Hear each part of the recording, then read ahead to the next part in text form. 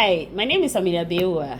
I'm an author, a publisher, and a businesswoman. I am HOPSA 96, a red printer, and I come from a family of HOPSans.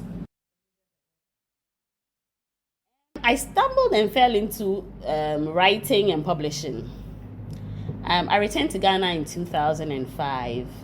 I was working in the family business. I was looking to start something on my own. It was my godchild's birthday, and I was looking for a book to give him as a gift. So I went to the bookshops to look for children's books.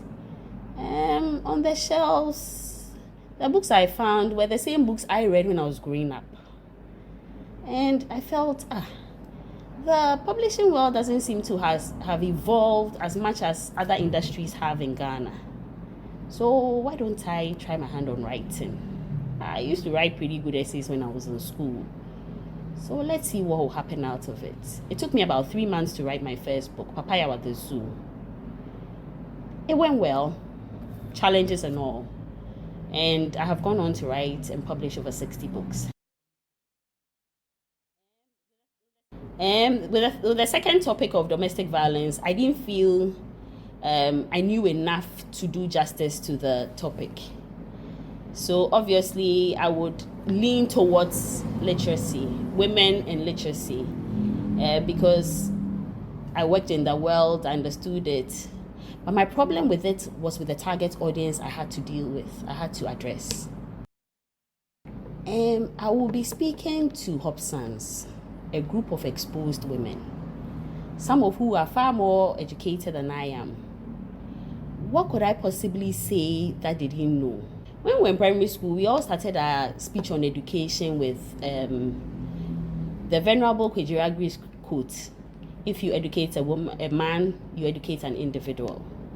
If you educate a woman, you educate a whole nation. We heard it, we've repeated it, we've assimilated it, and now we in turn tell our children and our subordinates the same quote. So how different will I put this topic to be able to hold your attention and for you to enjoy this talk? One day I was in traffic when I finally found a way around this topic. I was like, okay, I thought about it this way. We are told professions we know and practice today will be practiced differently in the future. Artificial intelligence may wipe away most of the jobs that we know and practice today. Let me give you an example in my own world of publishing. Google has put a lot of publishers and booksellers out of business.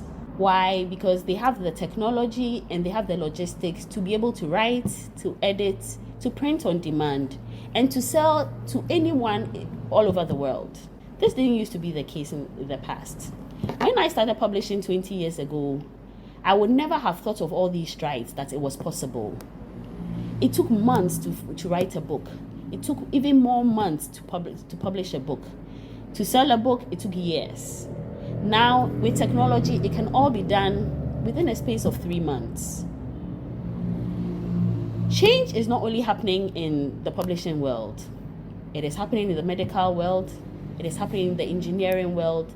It is even happening in the way we buy and sell basic amenities like credits. In the past, we used to buy scratch card from vendors in traffic. These days, we use a banking app or Momo app to be able to load our phones with credits. The world is changing around us, and majority of us are not ready for that change. Like it or not, we have to be abreast with the times or get left behind. Most of us have not upgraded our skills since we left Legon in 2004, 2005. Because we have a job and we can do a PowerPoint presentation, we think we are fine. What if we lose our jobs? Will we be able to keep our children in the cornerstones and the Al Rayyans of Accra? We need to upgrade ourselves. Alvin Toffler says, the illiterate is not one who cannot read and write, but one who refuses to learn, relearn, and unlearn. We don't need to be. We need to constantly upgrade ourselves. Otherwise, we'll be pushed out of a job because someone who has better technological skills and a more versatile approach has taken over our jobs. Let me give you a typical example. I took a course in international business in January, and I thought I was pretty good with technology until I was put in a group with a group of under 30-year-old men who knew technology. They did their discussions on social media, they sent information via Canva, they did interviews and sent through Dropbox. And I would ask questions on technology, and I could see them roll their eyes in Zoom meetings because they were probably thinking, what dinosaur are we working with? But what they had on technology, I had with determination. And it took all that I had to be able to pass the class. Unfortunately, we don't have an option. But the good news is we can move at our own pace. We can take a free course on Coursera, we can take a master class, find an interest and pursue it.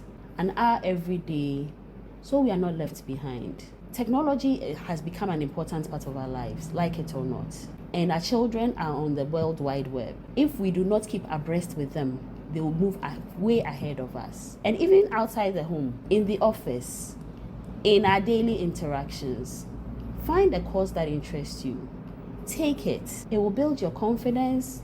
It will open up your mind. It might even be an avenue for money making.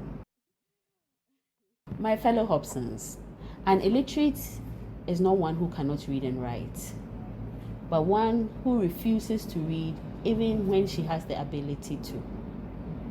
Our children learn more from our actions than what we tell them.